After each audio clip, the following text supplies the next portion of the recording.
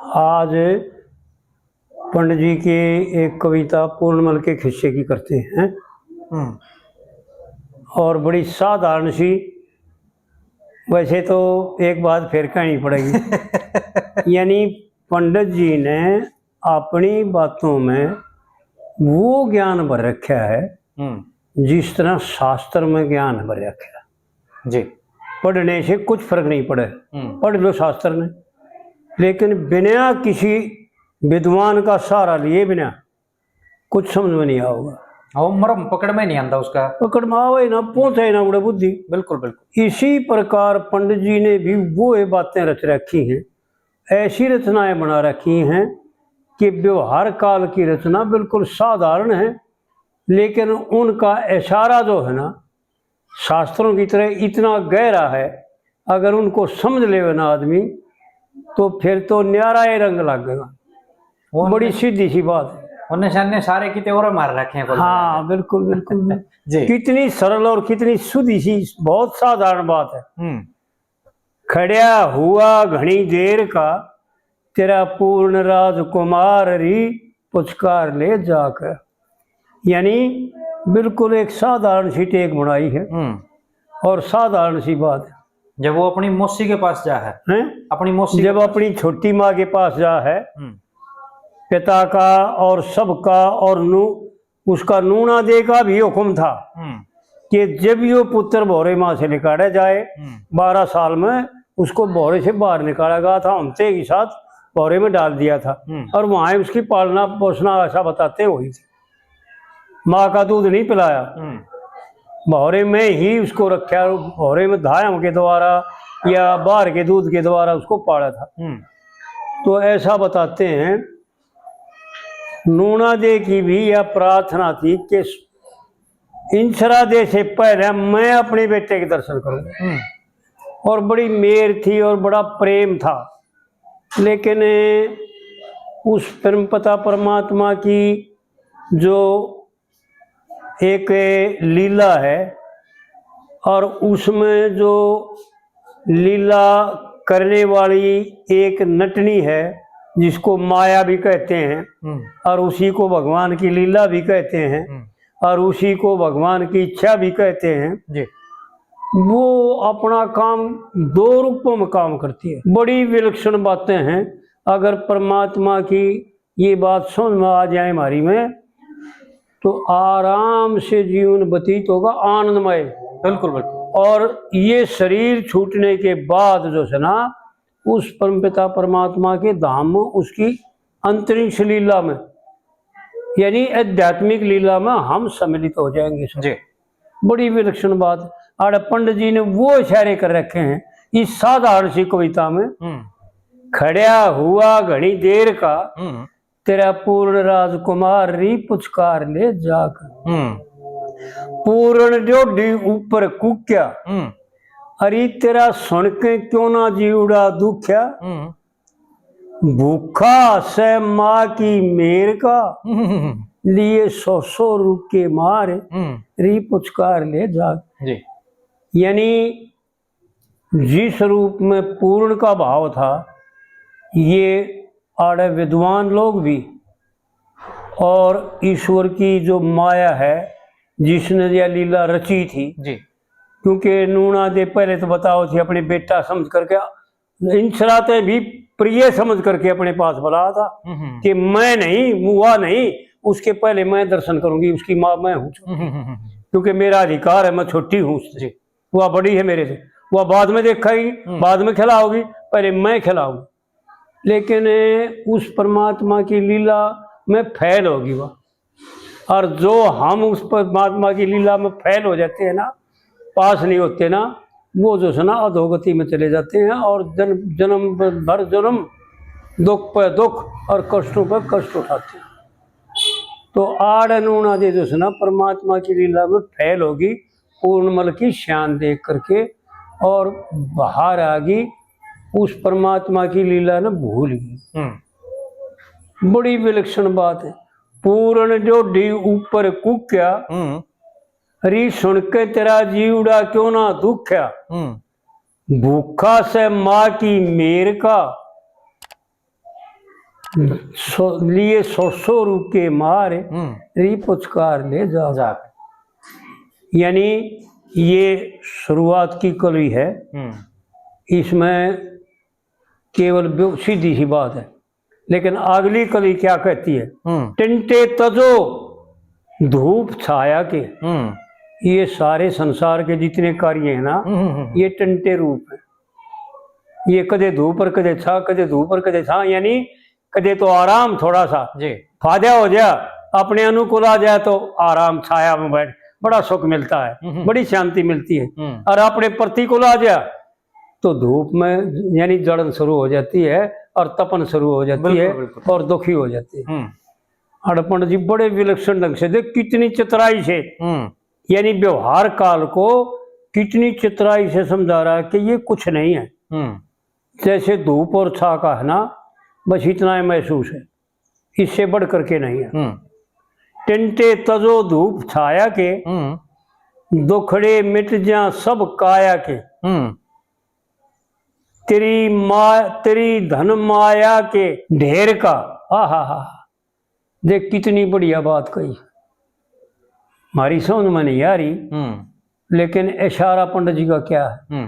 हम भी जगत पिता परमात्मा के पुत्र हैं। यो जितना भी जीव मात्र है ना, पशु से लेकर वृक्ष तक, कर्मा के अनुसार इस लीला में जो सुना गलतियां करके और बंधे खड़े से, नहीं तो सब के सब जो सुना परमात्मा तुल्य हैं, परमात्मा के पुत्र हैं। जगत सेठ का बालक जगत सेठ ही होता है, उसको कोई कमी नहीं होती उस पर। बिल्कुल बिल्कुल बिल्कुल। तो इसमें भी पंडित जी बड़े इशारे करके बताते, झगड़े टेंटे तजो धूप छाया के, कट जा रोग सकल काया के। तेरी धनमाया के ढेर का, तेरी धनमाया के ढेर का, खुल्या पड़ा बाजार री पुचकार ले जाके। तो आड़ माध्यम तक नूना देर पूर्ण से, लेकिन जीव मात्र का ढेर पड़ा है धनमाया का, और खुल्या पड़ा है। बिल्कुल, इसलिए खुले है ना, अगर यो ताला बूंद लेता, अगर यो चौकस धर लेता, तो ये 5 ठग और कोई भी आकर के जो सुना इसको किसी प्रकार से भी अनजाने कोई भी आन के लूट ले जाए, लेकिन कोई लूट कर नहीं ले जाता। आड़ पंडित जी बड़े विलक्षण ढंग से बता रहा है कि तेरे सारे भंडारों के दरवाजे खुले पड़े, तेरी धनमाया के ढेर का, खुला पड़ा बाजार री पुचकार ले जाकर। यानी माध्यम तो माध्यम रह जाता है, लेकिन पंडित जी का इशारा बड़े गजब का। एक एक बात अनमोल है, यानी साधारण सी बात है, यह बिल्कुल हल्की सी कविता है, पर लेकिन कितनी गहरी बातें जब इनका विचार कराया जाए ना, जब इनको देखा जाए, भाई कौन सा धनमाया का ढेर से आड़त के में देर ना पड़े, भाई आड़त सारा एक पीछे ही बर्तन ना मिलते, काम अधूरे रह जाए। सही बात। लेकिन जो आध्यात्मिक धनमाया है ना, जो इसका जीवन चरित्र है, चरित्र रूपी धन जो है, उसके ढेर खुले पड़े और वो लूटा जाता है, इसका ब्रह्मचर्य लूटा जाता है, इसका वासना विषय जो सुना यथार्थ रूप से ना करके वो लूट रहा है। कोई भी कार्य अगर यथार्थ नहीं करते, ईश्वर इच्छा के अनुसार नहीं करते, तो वो सब का सब लूट रहा है। ठीक बात जी। आड़ पंडित जी का बड़ा विलक्षण ढंग से इशारा। और फिर तीसरी कली बताते हैं, मतना देर लगाइए थमक। तो कितनी, यानी इशारा तो बहुत गहरा है, लेकिन बात बहुत साधारण है। भाई देर मत करिए, आड़ पूर्णता ही नहीं करे ना, मोसीता ही कह रहा, आड़ इशारा करके कह रहा है कि जितनी देर करेगा उतना तू जो है ना लुट जाएगा। मतना देर लगाइए थमक, और तेरा अजब सितारा चमक।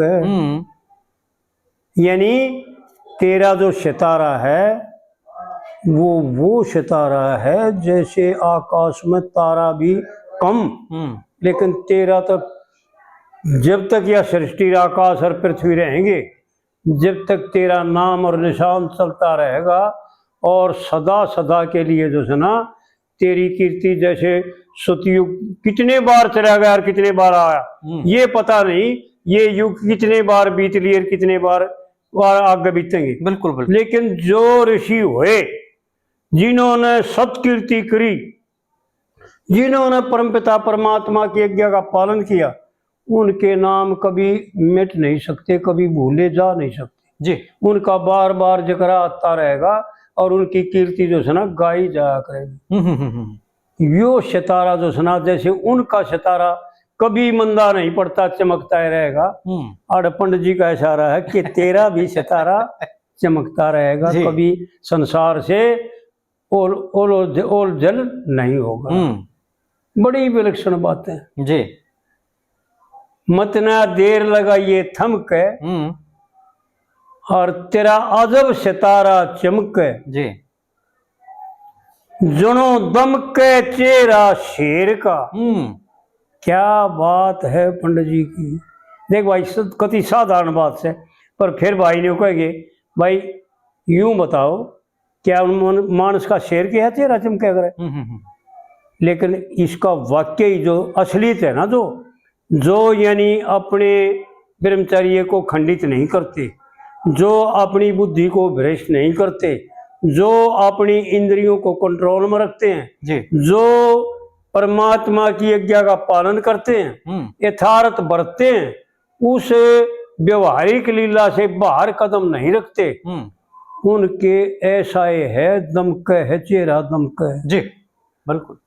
और जितने प्राचीन में हमारे पुरजे हुए हैं उनने देख लो आज भी दमक रहे हैं। उनका कभी चेहरा मंदा नहीं पड़ता, कभी लाइट मंदी नहीं पड़ती, नहीं होता जी। जुनो चमके दमके चेहरा शेर का, चंदासी उनिहार री पुचकार ले जाके। लक्ष्मी चंद सो रट्या कर राम, ना जी। लक्ष्मी चंद रट्या कर राम, कट जा तन के दुखड़े मिटे तमाम, तन के दुखड़े मिटे तमाम। और देख आखिरी में उपश्रृंगार में कितनी मार्मिक बात कही है, यानी 3 कलियों में एक कली में तो केवल व्यवहार कि भाई माँ का कैसा स्वभाव था, बेटे का कैसा स्वभाव था, बेटा क्या चाहता था, माँ भी क्या चाहती थी जी, वो बताया। और परमात्मा की वो व्यवहार लीला बताई कि भाई असलियत था यो, लेकिन नकली यो था, दोनों का रूप दिखाया। और दूसरी एक कली में पलट करके परमात्मा के दुश्मना वो दिखा कि देख बिगड़ के न तो के बन गया, और जो पूर्ण क्या रहा तो पूर्ण मारने से भी नहीं मरया, और नूना दे बिना मारे मर गई, कोड़ लाग गया ऐसा बताते हैं, और काया गड़ गई।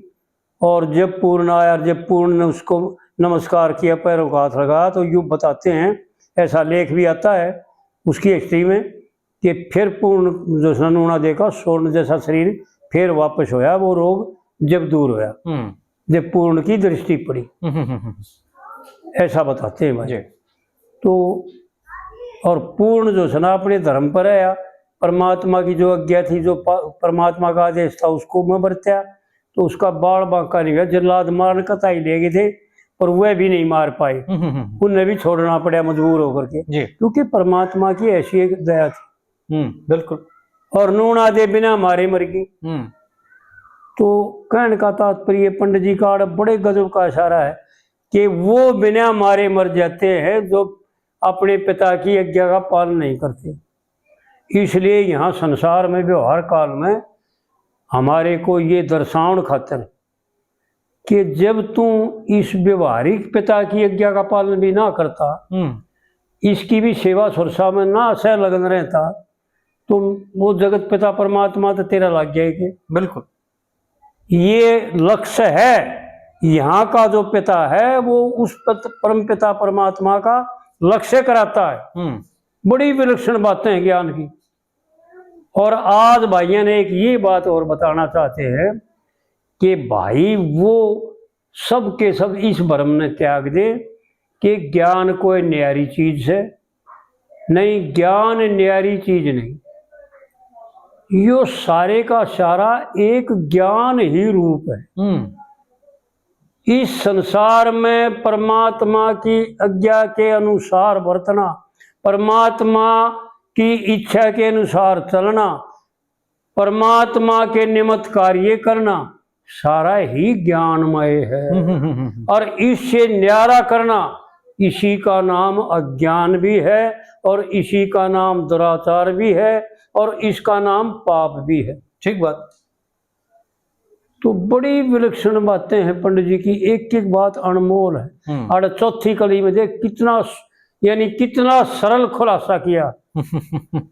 लक्ष्मी चंद्र रटले राम, काया के दुखड़े मिटे तमाम। और फिर क्या कहता है एक लाइन में तोड़ करे, काम नहीं कुछ फेर का, यानी फेर नहीं भाई। आहा, देख विचार करके, अगर फेर में बात छोड़ दी तो इस शरीर का एक सेकंड का भरोसा है, एक पल का भरोसा है, बिल्कुल बिल्कुल अधूरा रह जाएगा ना। और पंडित जी बड़े गजब की बातें इशारा करके कहता, कुछ काम नहीं से फेर का, जल्दी करो विचार, री पुचकार ले जाके। एक एक बात अनमोल है भाई जी।